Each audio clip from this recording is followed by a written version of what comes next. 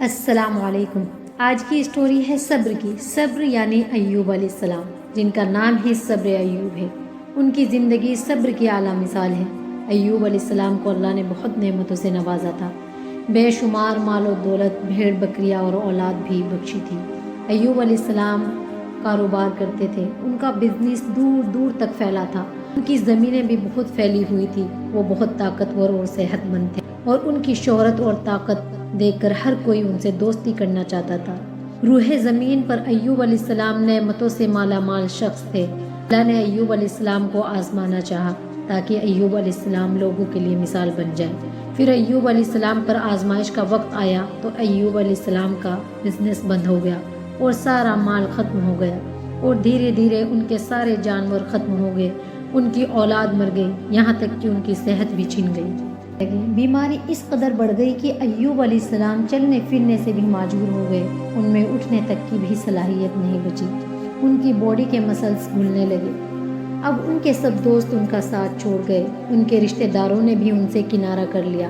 ایوب علیہ السلام کی خدمت کے لیے بس ان کی بیوی رہ گئی، اور وہ بہت وفادار بیوی تھی۔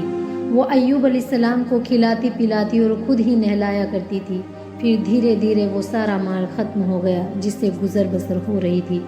پھر ایوب علیہ السلام کی بیوی نے لوگوں کے گھر میں نوکرانی کا کام کرنا شروع کیا تاکہ کچھ پیسے کما سکے اور اپنے شوہر کی دوائی کر سکے۔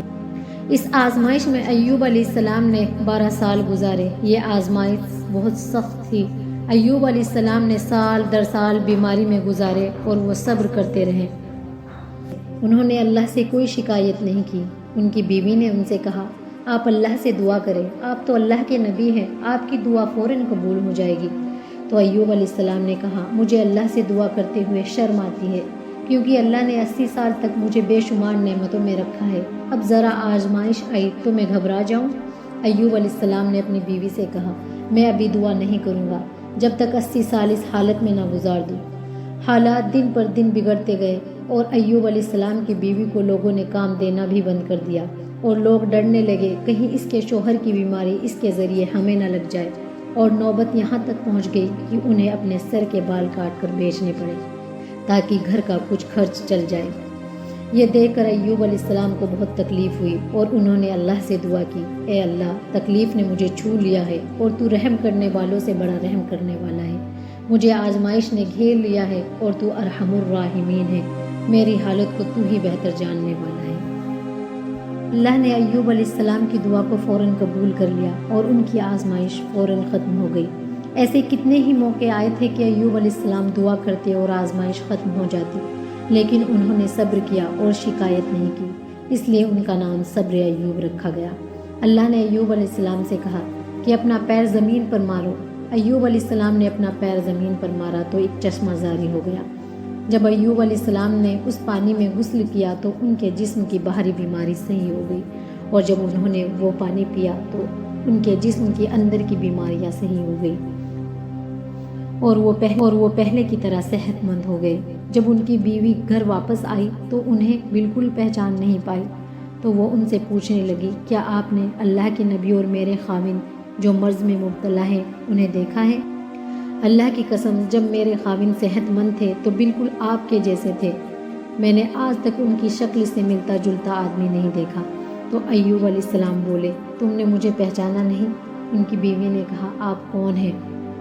تو انہوں نے کہا، میں ایوب ہوں۔ تو وہ خوش ہو گئی اور بولی، سبحان اللہ، بیماری ختم ہو گئی، اللہ کا احسان ہے۔ اللہ نے ایوب علیہ السلام کی بیوی کو بھی جوانی لوٹا دی، کیونکہ اس آزمائش میں انہوں نے بھی بہت صبر کیا تھا۔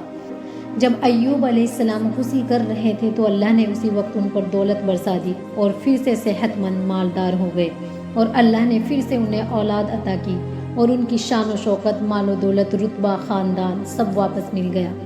اللہ کی اس آزمائش میں ایوب علیہ السلام پورا اترے، اور اللہ نے ایوب علیہ السلام کی مثال قرآن میں صبر کرنے والوں کے لیے صبر ایوب سے دی۔ اللہ جسے چاہے آزماتا ہے، جسے چاہے عطا کرتا ہے، کبھی دے کر آزماتا ہے تو کبھی لے کر آزماتا ہے، تو اللہ کی رحمت سے نا امید نہ ہو۔ آپ کو ایوب علیہ السلام کی یہ اسٹوری کیسی لگی ہمیں کمنٹ باکس میں ضرور بتائیے گا، اور مزید انبیاء کی اسٹوری دیکھنے کے لیے ہمارے چینل ریزل اسلامک نالج کو سبسکرائب کر لیجیے۔